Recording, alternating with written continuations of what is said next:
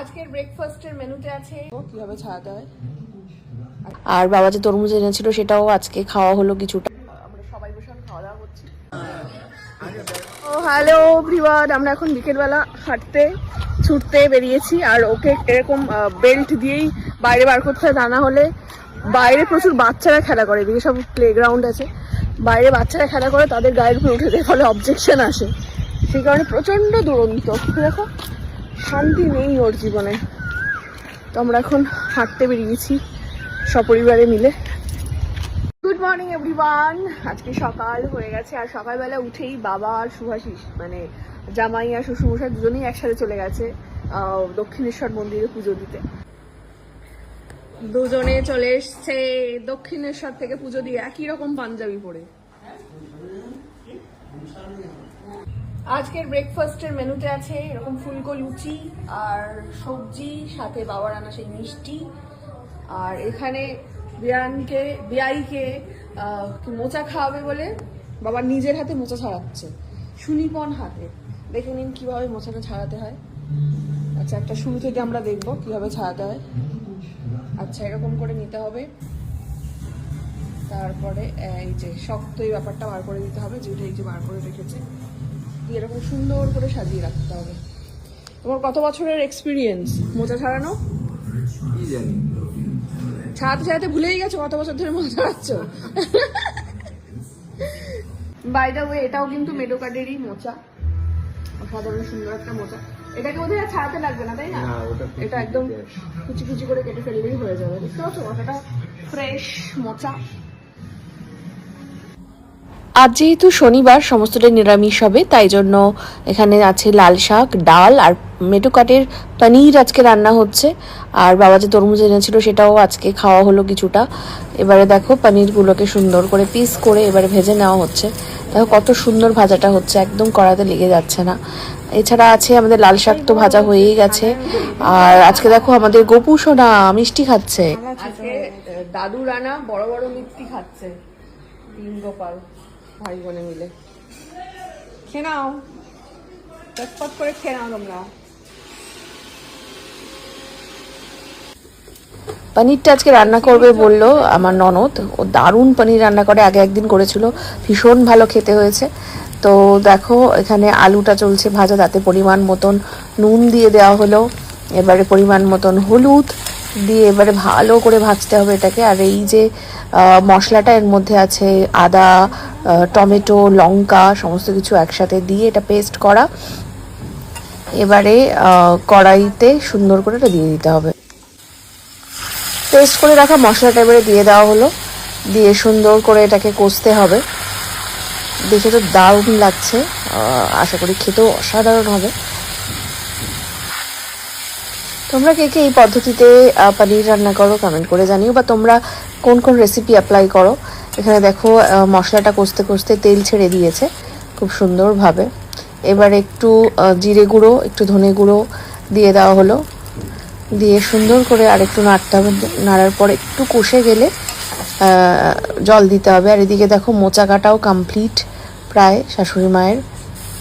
আর এদিকে কষা হয়ে যাওয়ার পর জলটা দিয়ে দেওয়া হলো, দিয়ে সুন্দর করে কষে আর একটু তারপরে পরিমাণ মতন জল দিয়ে দেওয়া হলো। একদম নামানোর একটু আগে একটু বাটার দিয়ে দেওয়া হলো। এভাবে শেষ হয়ে গেল পনির রান্না। তো আমরা বসে গেছি খেতে আজকে। এটা আছে লাল শাক বড়ি দিয়ে, যেটা অসাধারণ খেতে। এদিকে বাবা, তৃষা সবাই বসে পড়েছে। তো মা আসছে মাঠটা নিয়ে, আর সুভাষিসেরটা অফিসে গুছিয়ে দেওয়া হবে, ড্রাইভার নিয়ে চলে যাবে। প্রচন্ড ব্যস্ততা আজকে। আমি আজকে যাইনি, কালকেও যাইনি, আজকেও যাইনি অফিস। এবারে মোচা বাড়া হচ্ছে। মোচাটা হয়েছে ইয়ে দিয়ে, ছোলা দিয়ে, যেহেতু আজকে নিরামিষ। এবারে মূল আকর্ষণ যেটা ছিল আজকে সেটা হচ্ছে পনিরটা, যেটা কিনা ও রেঁধেছে বলে তখন থেকে তাকিয়ে আছে কখন এটা খেয়ে একটু বলবে কেমন হয়েছে। বড় দেখি কেমন হয়েছে।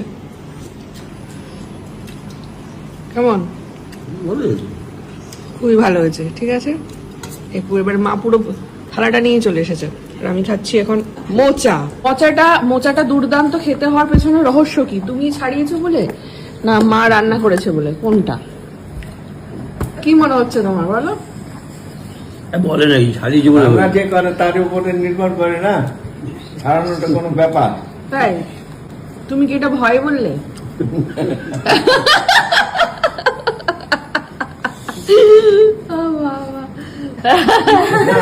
বিয়াইয়ের আনা মিষ্টি যদি কেউ একজন খেয়ে থাকে সেটা হচ্ছে এই যে ভদ্রলোক। দেখি থেকে থেকে দেখে দেখে একটা করে খাচ্ছে। গুড মর্নিং সকলকে। আজকে আমাদের ব্রেকফাস্ট শুরু হয়ে গেছে। ব্রেকফাস্ট টেবিলে আমরা সবাই বসে খাওয়া দাওয়া করছি। তো ইডলি ধোসা, কারণ বাবার খুব পছন্দের, সেই কারণে ইডলিটা আজকে অর্ডার করা হয়েছে।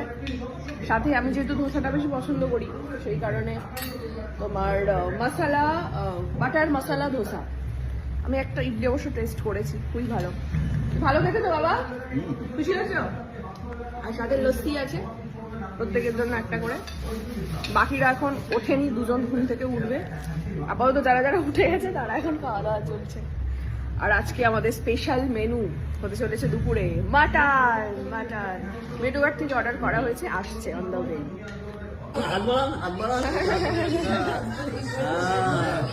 আগে ব্যবসাটা তুলো। এই তো দুজনের বাবার পছন্দের ইডলি, খুবই ভালোবাসে খেতে। আর সবার জন্য আজকে ইডলি অর্ডার হয়েছে, সাথে হচ্ছে লস্যি। এনো